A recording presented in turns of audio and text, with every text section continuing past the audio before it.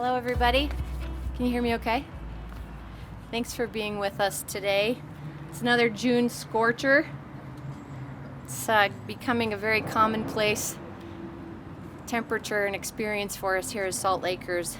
But I think as Westerners, we're really accustomed to hot and dry weather during our summer months. But the heat waves and the drought that we're experiencing now are extreme, and they demand our attention and our action today. These conditions present long-term hazards and challenges for our city, our state, and our region, to be sure, but today we're here to address the very real, immediate threat of fire that we face. Our foothills, our open spaces, even our yards and our park strips are dry, and they could be ignited by a single spark. They threaten life, safety, and property here in Salt Lake City, and so that's why today I'm announcing a citywide ban on Class C fireworks, also known as common fireworks and novelty fireworks. These are the fireworks that are most commonly sold at neighborhood fireworks stands, and they include smoke bombs and sparklers. We're also banning open burning, including recreational fires. This is any fire that's built outside for the purpose of cooking or warming. These bans will be in place until further notice. The bans are by order of the city fire marshal, and I have full confidence in their assessment of the fire danger that they've made and by the fire marshal and by Chief Lieb this year. There has never been a greater concern by these experts about the threat of fire to Salt Lake City. We take their recommendations seriously, and we know it's not made lightly, but it's done with the health and the safety of the residents, businesses, and our firefighters in mind. We've seen communities in neighboring western states be absolutely leveled by urban wildfires in recent years, and we can't take unnecessary risks that may put us in Salt Lake City in that same position. I know this might feel like a loss of a beloved tradition for all of those Salt Lakers who love their driveway fireworks, and I understand it's disappointing, but given our current climate, it's simply not worth the risk. I invite our residents to attend one of the public fireworks demonstrations that will still take place. That's the traditional one that the city hosts at Jordan Park on the 4th of July and on the 24th of July at Liberty Park. These public displays are well done, and our fire department and team feel that they can be properly managed and safely done. We'll now hear from Salt Lake City Fire Department Chief Karl Lieb, followed by Salt Lake City Public Utilities Director Laura Briefer. They can tell us more about the fire danger and the drought, and we'll be happy to take questions at the end. I'm just going to put these right there. Good afternoon, everyone. Everyone hear me okay? As Mayor Mendenhall said, Salt Lake City and the state of Utah are experiencing unprecedented conditions that have dramatically increased our risk for fire across the state, not only here in the city. Here we stand here on the third day of summer, and we're looking at another 100-degree day. This will be the 7th such day in June, which is a record in and of itself. And we've had really no measurable rain for the past 30 days. The National Weather Service has issued critical fire weather warnings last week, this week, and it probably will again shortly, possibly this weekend. So for our fire crews, quite frankly, it's no longer if there's going to be a fire, it's when there's going to be the next fire. We've responded to 14 working fire incidents just in the last 8 days, and we're just entering the hottest part of the summer. Drought, low humidity, dry fuels, and extremely high temperatures have made our city very susceptible to both natural and man-made ignition sources. Fireworks, needless to say, falls in that latter category, and ignition is not limited to urban interface, sagebrush, or cheatgrass. This is a risk in our own backyards. The dry brush that we have on our own properties is probably adjacent to a wooden shed, which is probably adjacent to a wooden fence, which often directs right back to the house. This is a hazard that we have some control over. It's a hazard that's completely within our means to mitigate, actually, which is why we feel a ban on all fireworks and novelties is appropriate and necessary. Salt Lake City is taking this action to try and eliminate and reduce any loss of life, injury, or property loss this summer. course, we understand there will be people who violate these bans. Unfortunately, just as there were individuals who violated these bans last year and the year before. But the fact that people will violate the order is not justification to ignore this common sense. People across the city are concerned about their safety. Residents are concerned for their property. Business owners are concerned for their livelihood. And I'm concerned about the firefighters. I encourage all of our residents this year to celebrate Independence Day and Pioneer Day with professional fireworks displays, as the mayor said, on July 4th and on July 24th. This way we can enjoy the summer holidays safely. We don't have to be concerned about burning our neighbor's house down or someone getting hurt. Well, thank you.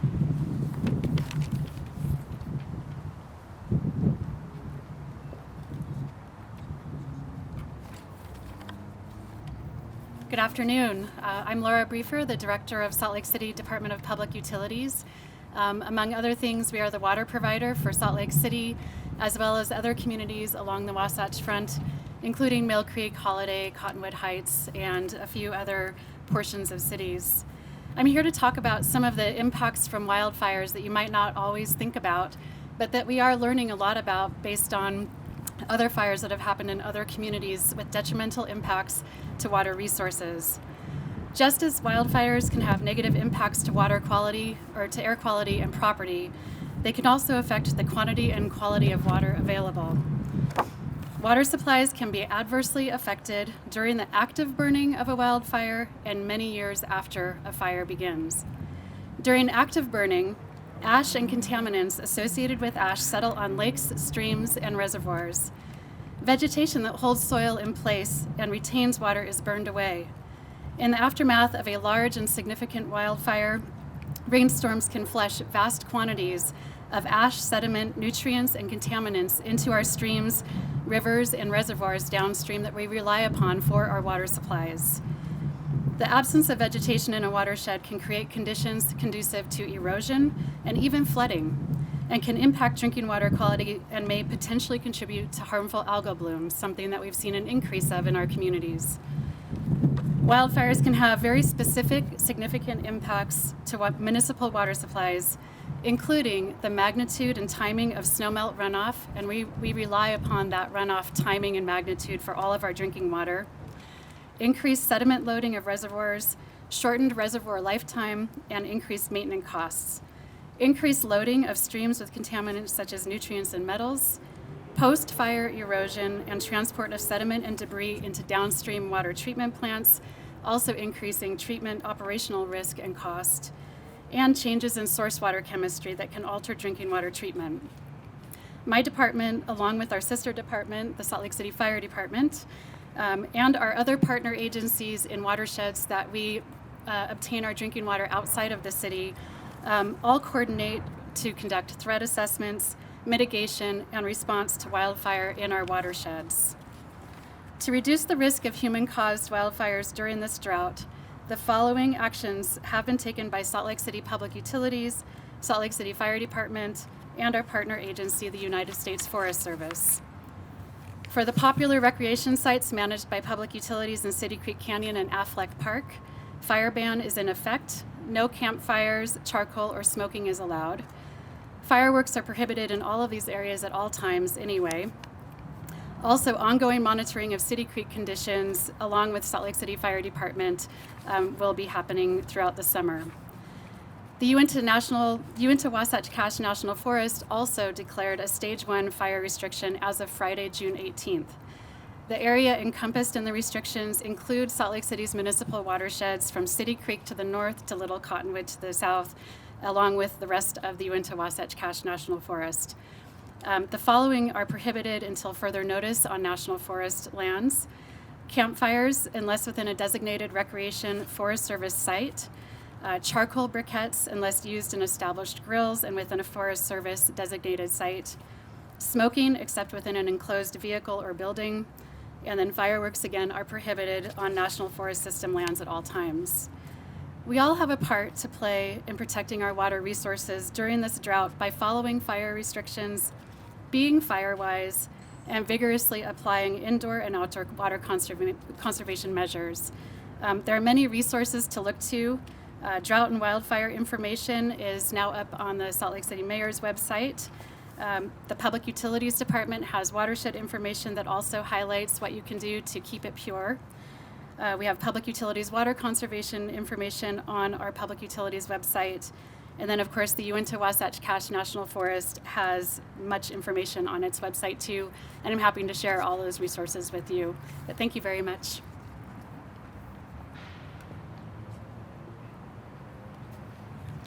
We will now take any questions if you have some.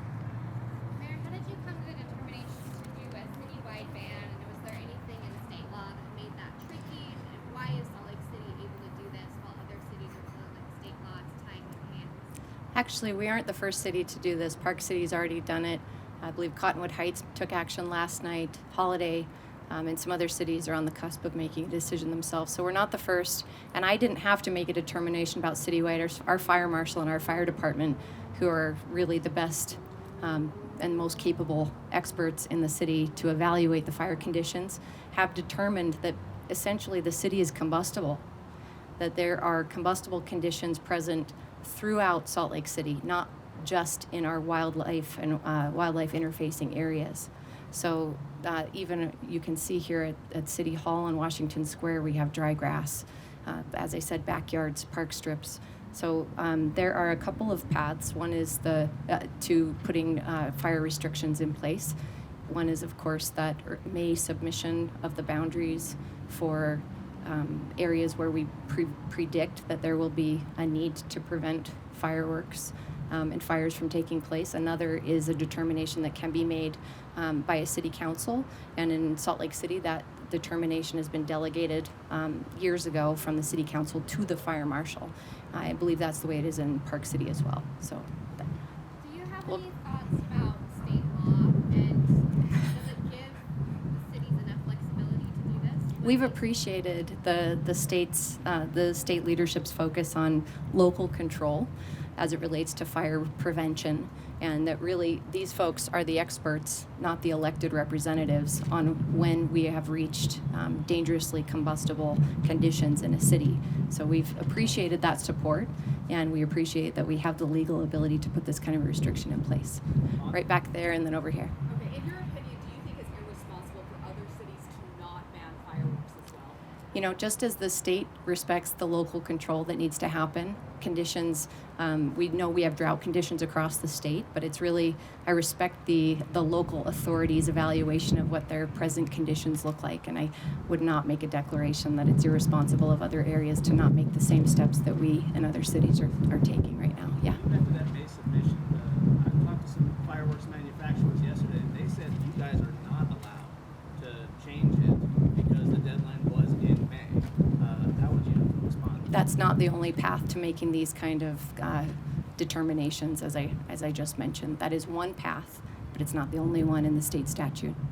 What about enforcement? What's the penalty? And police are already short-staffed. Are you really going to be able to make an impact on enforcing this ban? It's actually the fire department that does the enforcement. I'll let Chief Lieb say a moment about that. People could call the non-emergency because dispatches to fire and police, so we encourage people to call 799-3000, but I'll let Chief answer that. Yeah, Chief, my same question. Do you have the staff to be able to enforce this ban? And what are the penalties for those who choose to violate it? It's a good question. The penalty, it's a Class B misdemeanor with a fine of up to $1,000 if you're found to have ignited illegal fireworks. The enforcement is a challenge, and it has been a challenge it won't just be for this year, but it has been in the past as well, because we have people that are going to ignite these fireworks in banned areas. So we collaborate with the police department. The firefighters themselves, you see some in the back of this room here, do not have enforcement capabilities.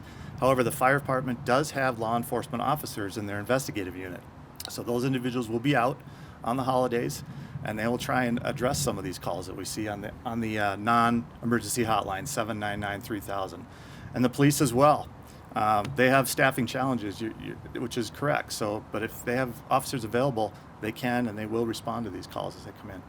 Chief, how challenging is this when you are in a state that sells aerial fireworks? I'm sorry, what was the How first part? challenging is all of this when you're in a state that sells aerial fireworks? Well, it's very challenging, and the state itself has reduced, some of the hazard of those fireworks. We see the most dangerous and the most explosive outside of Utah, but of course they are brought into the state. It's very challenging. We feel like we have more control over a professional fireworks display, for instance, that we would do with someone in their backyard. And I think people get the false sense of security that they can light any form of fireworks, even the Class C and the novelties, off in their driveway, in the residential street, or in their backyard, and they feel safe about that. But we're trying to get the message out that it isn't safe. These conditions are throughout Salt Lake City. They're not just in the urban interface. Mayor Mendenhall, you said you went around another way, essentially, to make sure that you can make sure that these are banned. So, for example, this morning I talked to the Provo Fire Chief. He says they've had troubles trying to do this because of state laws. Could you maybe help us walk through how that worked in Salt Lake City to make sure that this happened? Yeah, without an ability to cite the code off the top of my head, there is a pathway, which is the submission of a map to the state in the month of May with those predicted areas that we would anticipate needing to ban fireworks. There's another pathway in the code that allows for basically 4 different descriptions of vulnerability of the landscape. And all of those descriptions of the combustible nature of Salt Lake City right now apply to the fire marshal and the department's evaluation of the city. And under those conditions, or under even one of those conditions, the legislative body or the delegated authority, which in our case is the fire marshal, as I said, I believe it is in Park City as well, can make that determination. So without the chief's help, without the fire marshal, this would not have been able to get passed? Actually, the city council would be able to do it if they hadn't delegated that authority to the fire marshal. So that code applies, in my understanding, to cities across the state. Now, Mayor, would you how call that long a did you- loophole, or is that just you guys working through the system? That's us working through the system. Thank you. How long were you discussing this among your partners, and when did you ultimately come to this decision? Well, as Laura Briefers talked about, we've been in progressively worse drought conditions, and we've been aware of that. And I don't think there's a day that goes by any summer that our fire officials aren't evaluating our wildfire risk hazards. So this has been on the table as something we didn't want to have happen, but obviously we're going to evaluate every single day what we need to do to keep our city safe. And the determination was made just in the last couple of days as the conditions have worsened. I want to mention also, when it comes to neighborhoods launching fireworks, we've got a hot wind today. We've had hot winds the last several nights. So in addition to the dry conditions and the high temperatures, the winds really make those residential launching, especially of aerial fireworks, incredibly dangerous and unpredictable. Yeah, This doesn't prohibit the sale of fireworks within city limits, does it? just the launching of fireworks, yeah. Are you confident that it won't be legally challenged, or are you concerned that it could be? We're very confident in our legal standing. Yes.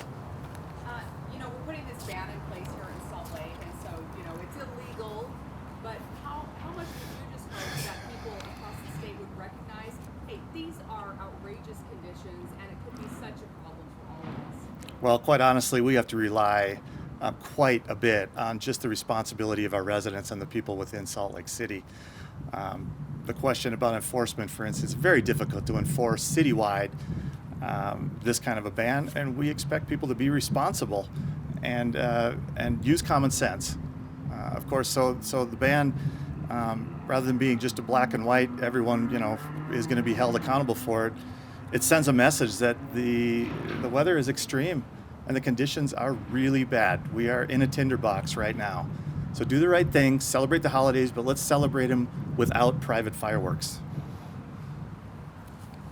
I know you said till further notice. Do you anticipate it would be the 4th and the 24th as well this year? Yes, we do. Both of those July holidays.